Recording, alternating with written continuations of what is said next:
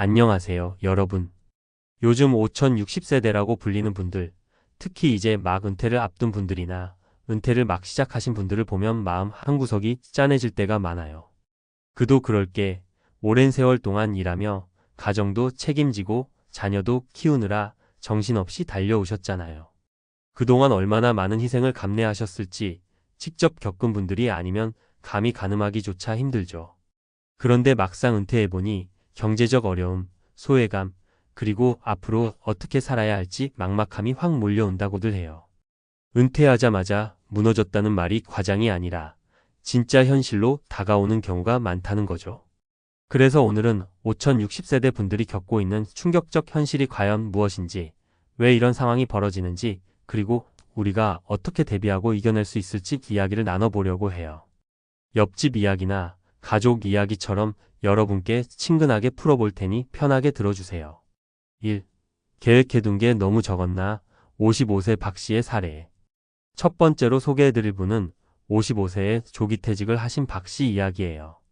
박씨는 생산직 공장에서 30년 가까이 일하시다가 회사가 구조조정을 한다는 소식을 듣고 내 나이도 있고 이젠 쉬라는 뜻인가 보다 싶은 마음에 명예퇴직을 결심하셨어요. 한창 일할 때는 월급이 적지는 않았지만 늘 쪼들리듯 생활하느라 큰 저축은 못했죠. 퇴직금? 한 번에 목돈을 받긴 했지만 막상 이걸 어떻게 운용해야 할지 막막하더랍니다.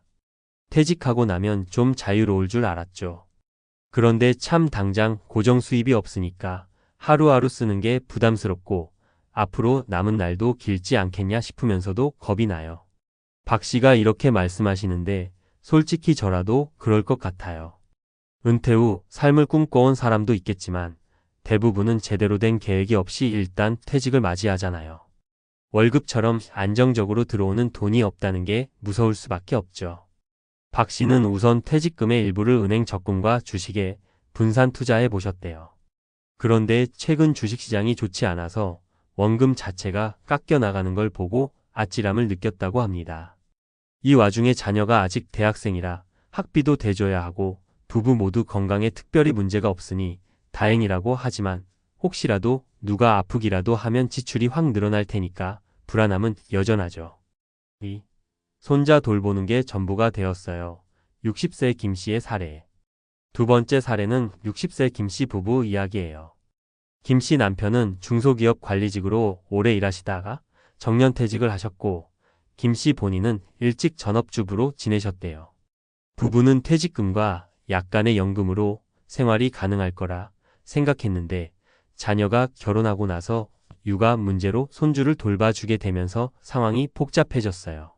솔직히 손자 보는 거 참 귀엽죠. 근데 아무래도 완전히 우리 생활 패턴이 바뀌어요.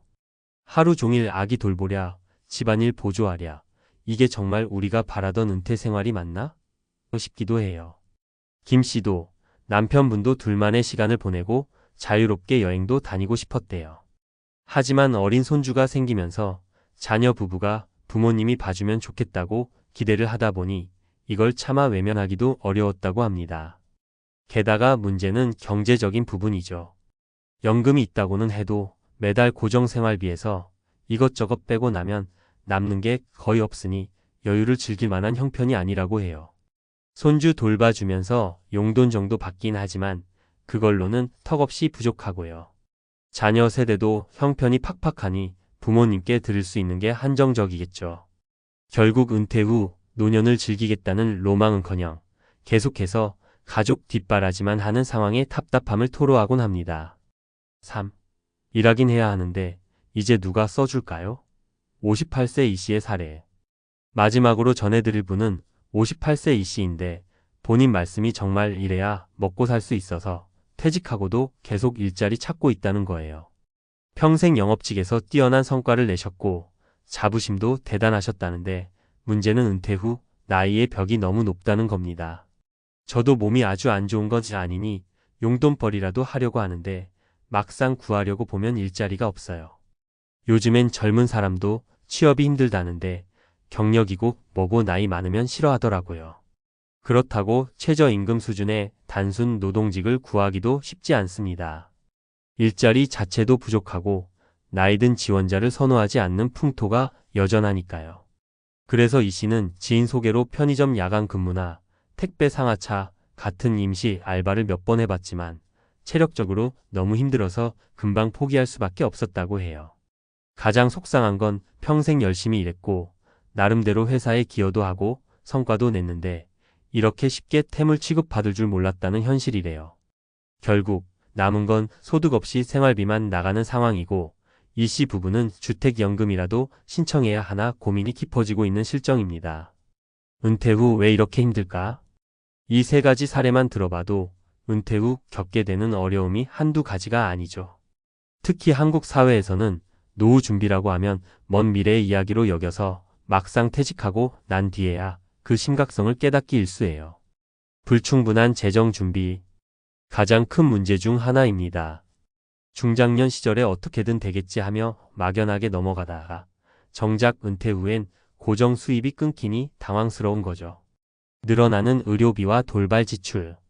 나이가 들수록 병원에 갈 일이 많아지고 노부모 혹은 자녀 손주 등 가족을 돌봐야 하는 상황이 생기면서 예기치 못한 지출이 발생합니다. 나이 듦에 따른 사회적 소외감. 사회적 관계가 직장에서 끊기면 심리적 정신적 고립감이 커지기도 합니다. 일자리 부족. 어르신들을 위한 맞춤형 일자리나 재취업 지원이 턱없이 부족하고 사업체도 고령 채용을 기피하는 경향이 있습니다. 그렇다면 어떻게 준비하고 대처해야 할까? 미리미리 재정 설계하기. 얼마가 있어야 노후가 편하다는 식의 정답은 없어요. 하지만 최소한 현재 수입 중 일부를 저축하거나 보험연금 등을 점검해두는 건 필수입니다. 퇴직 후엔 수입의 변동이 커질 수밖에 없으니 최소 생활비와 비상금을 구분해두는 습관이 좋아요. 퇴직 전 나만의 기술이나 취미 만들어두기. 오래 일하셨다면 분명 쌓인 노하우가 있을 겁니다. 이걸 어떻게 재가공해서 나이 들어서도 쓸 수 있는 기술이나 재능으로 발전시킬지 고민해보세요. 어떤 분은 손재주가 좋아서 공방을 열기도 하고 어떤 분은 젊은 시절 영어 강사 경험을 살려 10일 과외를 하시기도 하죠. 새로운 인맥과 공동체 찾기. 직장이 사라지면 사회적 관계도 급속히 줄어듭니다. 지역의 모임, 교회나 절 같은 종교단체 또는 취미 동호회 등에서 새로운 인맥을 만들면 정서적 안정에 큰 도움이 돼요. 사람은 누구나 연결되어 있어야 힘이 납니다. 가족과 솔직하게 소통하기. 손주 돌보라는 부탁이나 경제적 지원 문제 등 가족 사이에 오해와 갈등이 생길 수 있죠. 이때 미리 솔직하게 우리도 노후가 걱정된다. 이러이러해서 여유가 없다고 대화를 해두는 게 좋아요. 부모라는 이유로 무조건 희생하다 보면 결국 본인이 지치게 되고 서로가 힘들어지거든요. 정부나 지자체 프로그램 적극 활용하기. 노인 일자리 사업, 평생교육원, 문화센터 강좌 같은 프로그램이 곳곳에 있습니다. 초기 신청이 번거롭거나 내가 이런 데까지 가야 하나? 하는 자존심 문제가 있을 수도 있어요. 하지만 실제로 참여해보면 도움이 되는 경우가 많으니 오픈 마인드로 접근해 보셨으면 해요. 맺으며. 은퇴는 그 자체로 축복이기도 하고 새로운 시작이기도 하죠. 그러나 현실은 녹록지 않습니다. 직장에서 벗어나는 순간 우리가 속해 있던 안정적인 틀이 사라져버리니까요. 5060세대 분들이 은퇴하자마자 무너졌다고 표현하시는 건 과장이 아니라 진짜 하루아침에 터전이 흔들리는 걸 느끼시기 때문일 거예요. 하지만 너무 낙담하실 필요는 없어요. 인생은 60부터라는 농담이 있을 정도로 이제는 여유와 자신만의 길을 찾을 수 있는 시기이기도 합니다. 다만 그걸 가능하게 해주는 건 갑작스럽게 생기지 않으니 조금만 더 일찍 준비하고 용기를 내어 주변의 지원제도나 커뮤니티에 손을 내밀어 보시면 좋겠어요. 오늘 이야기 세 분의 사례를 소개해드렸지만 사실 각자의 사정은 조금씩 다르잖아요. 그래도 핵심은 비슷하죠. 나이 들어서도 삶을 지속할 수 있는 기반은 스스로 마련해야 한다. 지금이라도 늦지 않았으니 가능하다면 다양한 정보를 찾아보고 실천해 보시길 바랍니다. 이 세상이 그리고 우리 주변이 아직은 살만하고 우리를 도와줄 여러 기회가 있다는 사실을 잊지 않았으면 좋겠어요. 긴 글 들어주셔서 감사합니다. 여러분의 은퇴 후 생활이 좀 더 풍요롭고 무너졌다가 아니라 다시 세워졌다고 말할 수 있는 날이 오길 진심으로 응원합니다. 우리 모두 어제보다 나은 내일을 향해 한 걸음씩 나아가 봅시다. 화이팅입니다.